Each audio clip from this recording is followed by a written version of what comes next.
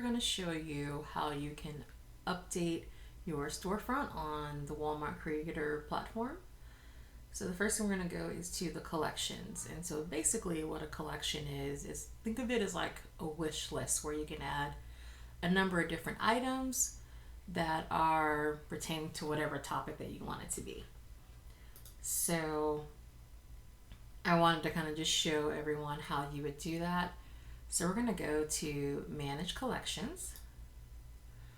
And then, as you can see, I have two already on here, but we're going to create a new one. Create new. We're going to call this,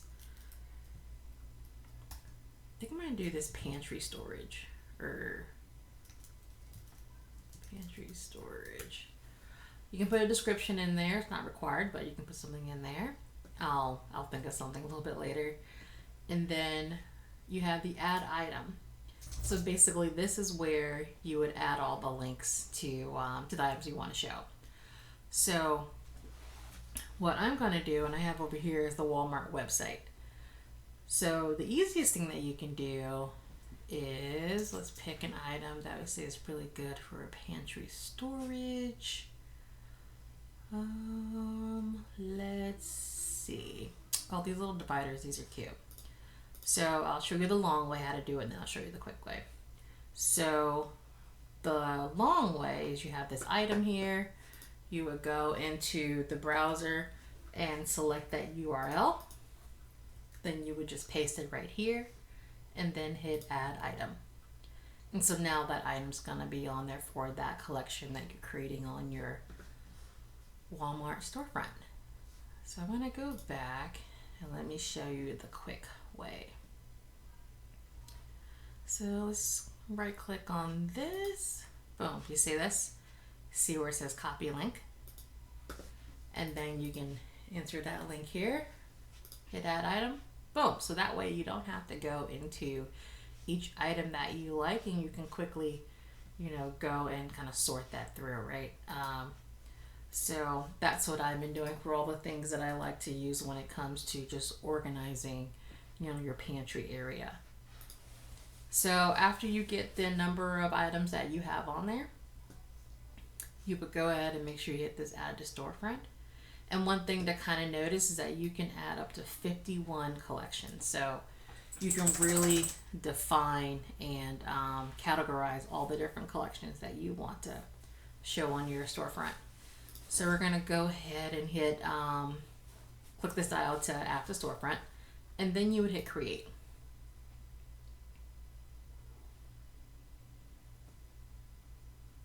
And we'll let that go, takes a minute, and boom, you have another collection on there. And then the other thing that I wanted to do is for your top picks. So let's go ahead and get started. And it's kind of similar to the same thing that we did before. And so I'm going to go back to the Walmart website, and I'm going to save this one right here, this airtight food storage. When I tell you, these are amazing, by the way. I love I love using these to kind of organize, especially for stuff like not soup, but cereal. Cereal is a really good one. Just any of the kind of pantry items that you may have. But to get back on topic, you would go and put the link in there, hit add item. Oh, all right, so that is a good error to see. So if you see that, all you would have to do is go into the item and then just make sure to copy the full URL, erase that old one, put in this one, boom, add item. So, so we got this one on there, and then you want to add that to your storefront. Make sure to click this. Oh, look, you need 6 items, so let's find more items. So I would say, oh, cereal. We need some cereal. You have to get some of the container for cereal. Containers. All right.